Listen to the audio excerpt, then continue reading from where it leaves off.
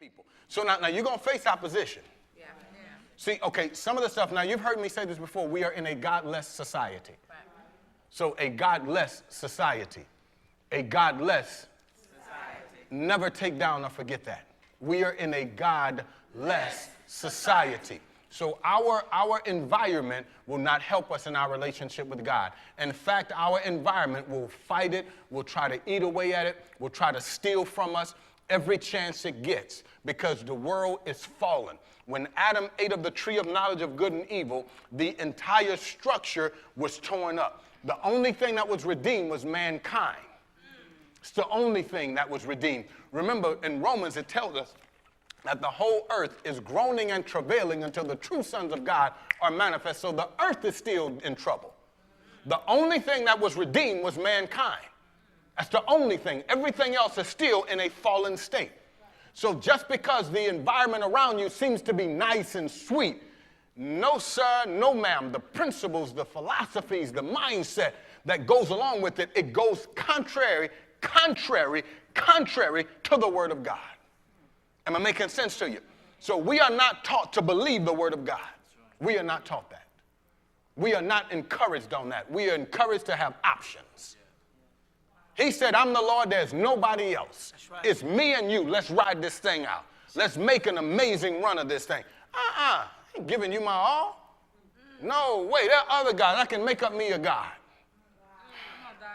All right. So we're going to face some stuff. So this story here is in the midst of some tough stuff, right? Right. All right.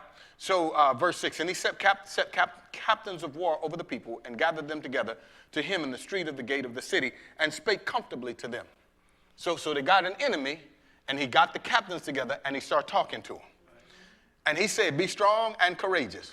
Be not afraid nor dismayed for the king of Assyria, nor for all the multitude that is with him, for there be more with us than with him.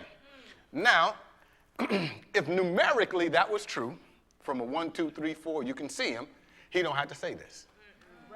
If numerically inside the city, he had greater numbers that they did outside the city, he wouldn't have to tell the people not to be afraid. He wouldn't have to tell them be courageous. But the fact that the Assyrian army has assembled outside, that's enough reason to quake in your boots. The fact that he brought all of them and he been whipping butt on his way here, that's because now in that day you whip them, you take slaves and you make the slaves fight for you first. Yeah. No, am I making sense to you? So the first wave, they're going to injure you. Now, they're not real good fighters, but they're going to injure some of your people, and that deplenishes your numbers. They're going to have you use some of your arrows. That's going to weaken your supply. Right.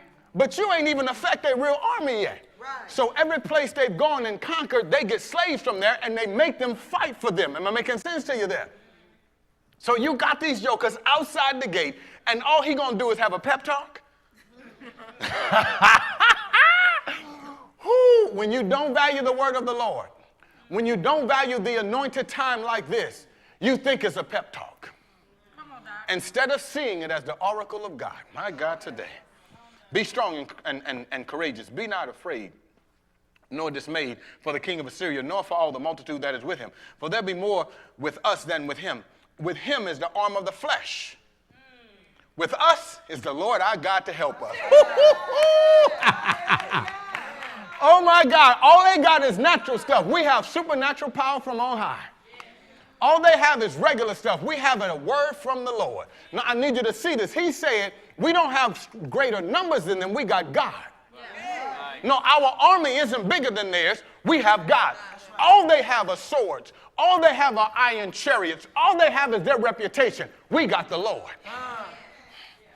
Y'all not happy enough about that for me. No, see, so with it, all right, let's finish this up. All right. With him is the arm of the flesh, but with us is the Lord our God to help us and to fight our battles. And the people rested themselves upon the word of Hezekiah, king of Judah. The enemy didn't disappear. The enemy was still there. So they weren't resting before he started talking to them. So I want to help you get your life in perspective. The word of the Lord is greater than the opposition you're facing. But that same truth was there before they received it. Now, when he comes out and tells them this, if they don't receive it, they don't rest. but the truth has still been spoken. Am I making sense to you? If you don't receive it, you'll never see the manifestation of it, even though it has the same potential in your life as it does in those who will receive the manifestation. Am I making sense to you? So you can rest even though the odds are stacked against you.